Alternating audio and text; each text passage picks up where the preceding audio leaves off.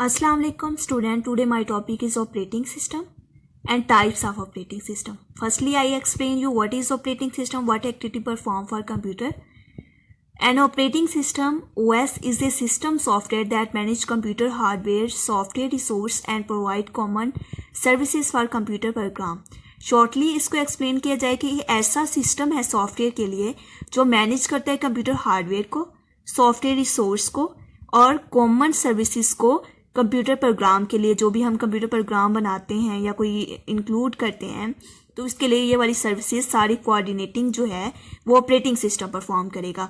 Time sharing operating system schedule tasks for efficient use. Time sharing जो operating system होता है वो उसे शेड्यूल प्रोवाइड करता है कि ये टास्क उसने कितने टाइम में परफॉर्म करना है। Efficient use of the system and may also include accounting software for cost absolution of processor time. उसमें जो अकाउंटिंग सॉफ्टवेयर होगा वो क्या करेगा, कॉस्ट एलोकेट करेगा उसे कि उसने इतनी कॉस्ट ली है इतने प्रोसेसर टाइम में। मैस स्टोरेज के बारे में बताएगा, प्रिंटिंग के बारे में और अदर रिसोर्सेज के बारे में। सो ये ऑपरेटिंग सिस्टम। इसके अब टाइप्स की बात करते हैं कि टाइप कौन सी यूज होती है ऑपरेटिंग सिस्टम के लिए। Types of operating system, first one is batch operating system. Batch operating system, the user of batch operating system do not interact with the computer directly. ये कंप्यूटर के साथ directly interact नहीं होता। Each user prepare his own job offline device like patch card, submit it to the computer operator.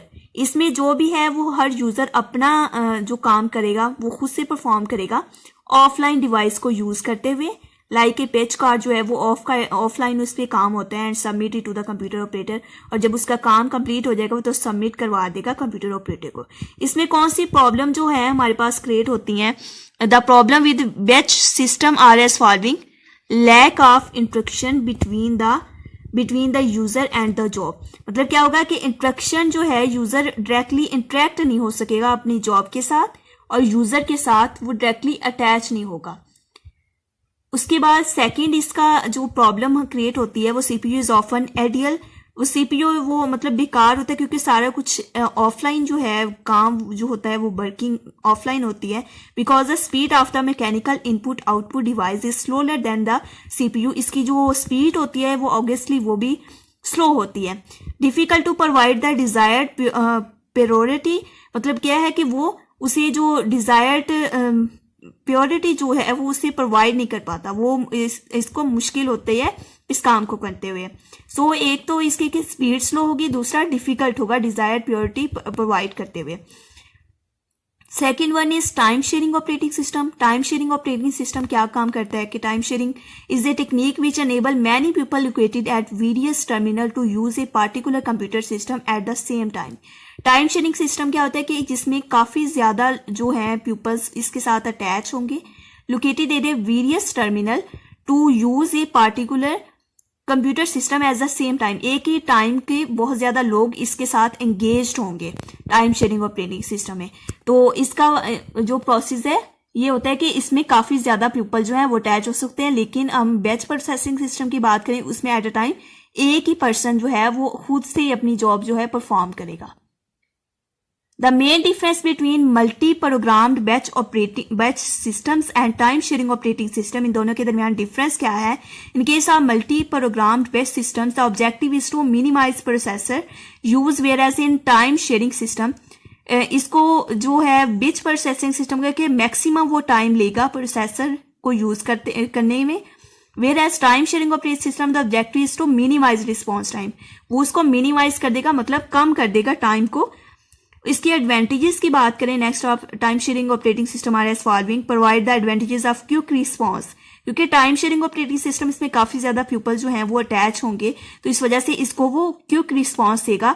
Avoid duplication of the software की duplication नहीं होगी। Reduce CPU ideal time. उसमें वो है वो सीपीयू हमारे पास कोई काम नहीं करता था तो इस वजह से, लेकिन इसमें है सीपीयू हमारे पास आइडियल नहीं है, वो इसको खत्म कर देगा टाइम शेयरिंग ऑपरेटिंग सिस्टम्स। इसके डिसएडवांटेजेस की बात करें, disadvantages of the time sharing operating system are as following. Problems of the reliability. Reliable नहीं रहेगा क्योंकि वो एट अ टाइम बहुत ज्यादा पीपल्स अपनी अपनी फंक्शंस परफॉर्म कर रहे होंगे। सेकंड है question of security and integrity of the user.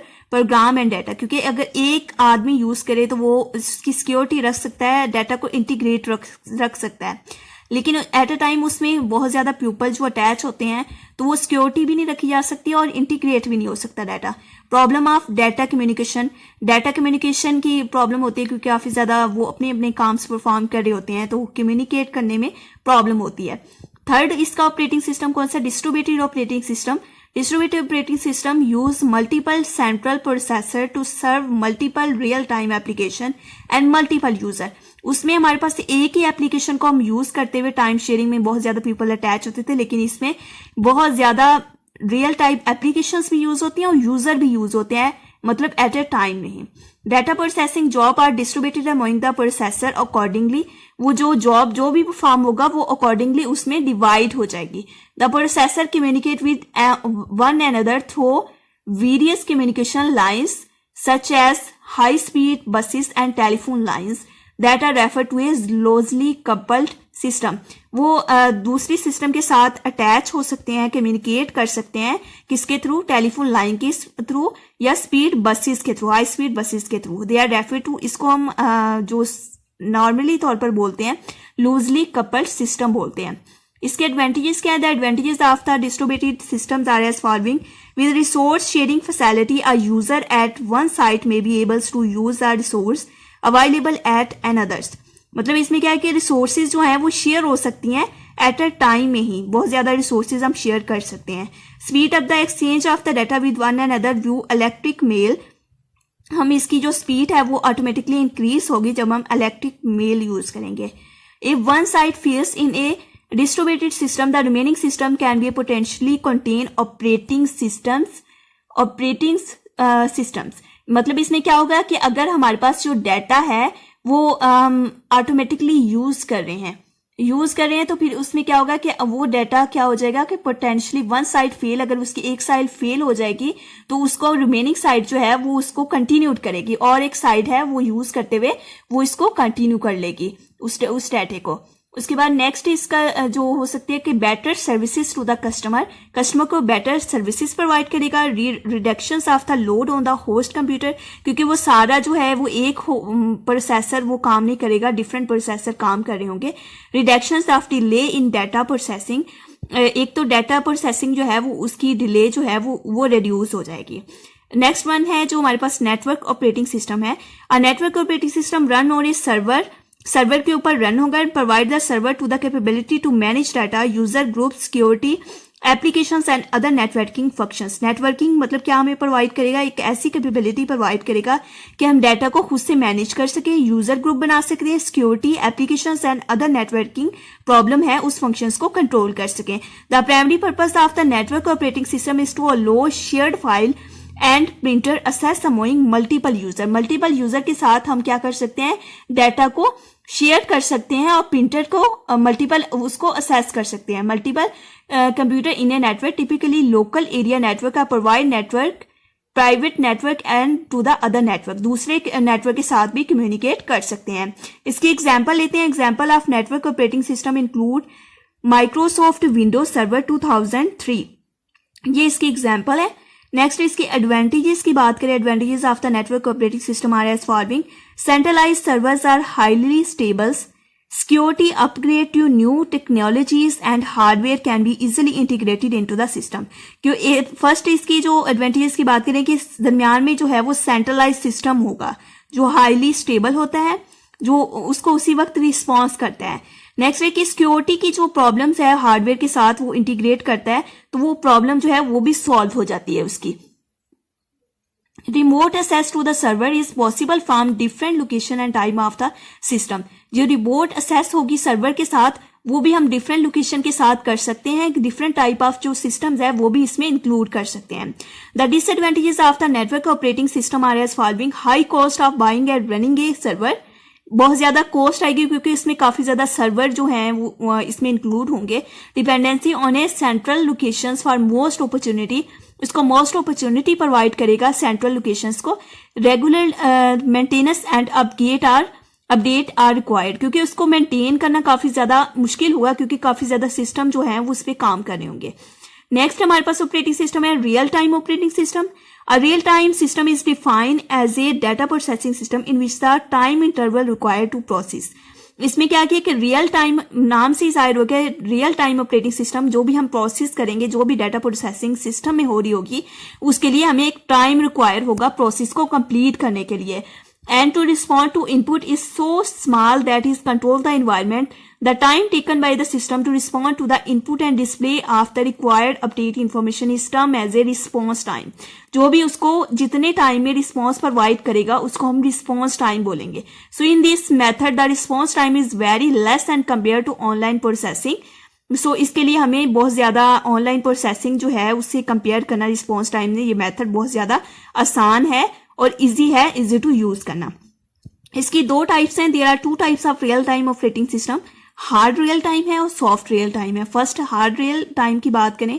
Hard real time system guarantee that critical task complete on time in hard real time. मतलब एक मुश्किल टाइम में क्रिटिकल टास्क में एक टास्क को कंप्लीट करना, एक प्रोसेस को कंप्लीट करना, ये उसे इसका जो बेनिफिट है हार्ड रियल टाइम का ये है.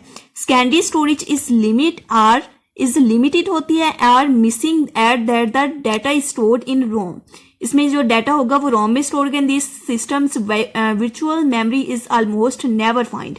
इसमें वर्चुअल मेमोरी सिस्टम जो है वो हमें फाइंड नहीं होती. इसमें सॉफ्ट रियल टाइम सिस्टम क्या होता है कि soft real time systems are less restrictive. A critical real time task get purity over that other tasks and retains the purity until it completes. Soft real-time system have limited utility that hard real-time system. इसमें क्या होता है कि इसमें less restrictive होती है कि मतलब हमें कोई क्रिटिकल टाइम नहीं दिया जाता. उसमें हमें क्रिटिकल टाइम दिया जाता था हार्ड रियल टाइम में, लेकिन इसमें क्रिटिकल टाइम नहीं दिया जाता टास्क को कंप्लीट करने के लिए. Until then, hard real-time system, for example, multimedia, virtual reality, advanced scientific project like Astra explorations. So software उसकी जो ऑपरेटिंग सिस्टम और ऑपरेटिंग सिस्टम की जो टाइप्स हैं सॉफ्टवेयर से रिलेटेड वो सारी हमने कंप्लीट कर ली हैं.